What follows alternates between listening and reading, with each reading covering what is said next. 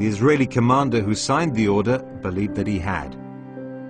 More than 50,000 Palestinians were forced out. It's not a secret anymore. It was called Shualei Shimshon, the wool of Samson, with jeeps, with machine guns. It's not a secret anymore.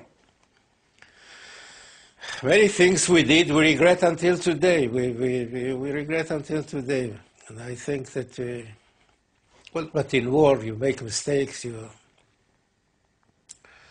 Anyhow, there was no clear order from Ben-Gurion how to deal with the inhabitants in an occupied village.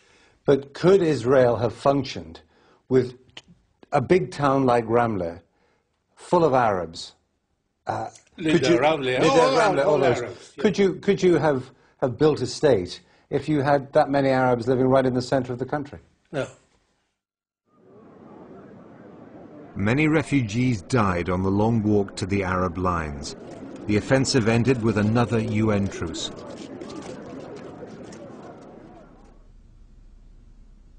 In 10 days of fighting, the Israeli general, Yigal Allon, estimated that 20% of the effective Arab fighting force had been lost, and the War of Independence won, though not ended. In the remaining months of the war, there were more Israeli offensives, more Palestinians were forced out, and there were more ceasefires. Of the invaders, only the Arab Legion in Jerusalem and the West Bank could claim any success. The others were humiliated. When the Second War came, it was not in favor of the Arabs. It was totally in favor of the Jews, because there the Jews were able to make victory in Nakba, in the south, and against the Syrians and Lebanese.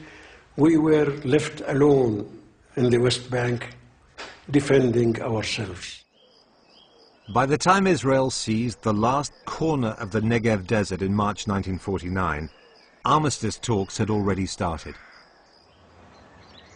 Yad Mordechai was recaptured and became a symbol of Israeli resistance. From November 1947 to January 1949, around 6,000 Israelis, 1% of the population, had been killed. What do you think would have happened if you hadn't won? Well, the Arabs really gave the answer to that question, Jeremy. When someone said to them, but what happened to the Jews once you overrun them? He says, there won't be any Jews. They will have been drowned in the sea. And I have no doubt that it really would have been a Holocaust. One estimate is that around 15,000 Arab soldiers and civilians were killed. Defeat made the Arab world even more unstable. There was no balance between the forces of Israel and the forces of the Arabs. Because in wars you don't only depend on the number of soldiers or the number of tanks. You have also to have political force, and you have to have a unity among those who are going to war. Unity did not exist among the Arab states. Since 1948, the Israelis have built a modern state, the region's superpower, a homeland for the Jews. Palestinians believe it's all come on the back of their loss, and that troubles some Israelis too. I have no doubt that the Arabs' deportation also helped the state of Israel. The truth should be said. It helped us because hundreds of thousands fled and new immigrants settled into their villages and towns. It's difficult to say, but this did happen. We didn't ask for it, but it happened nonetheless. On the other hand, the situation of an ongoing war, day after day, for 60 years, big wars with names, small wars with no names, the 1948 war is yet to end.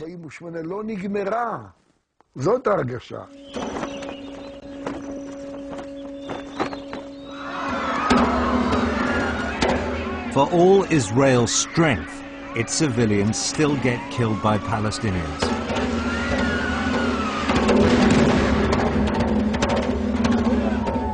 And with their civilians dying too, Palestinians believe that what they call the Nakba, the catastrophe of 1948, has never ended.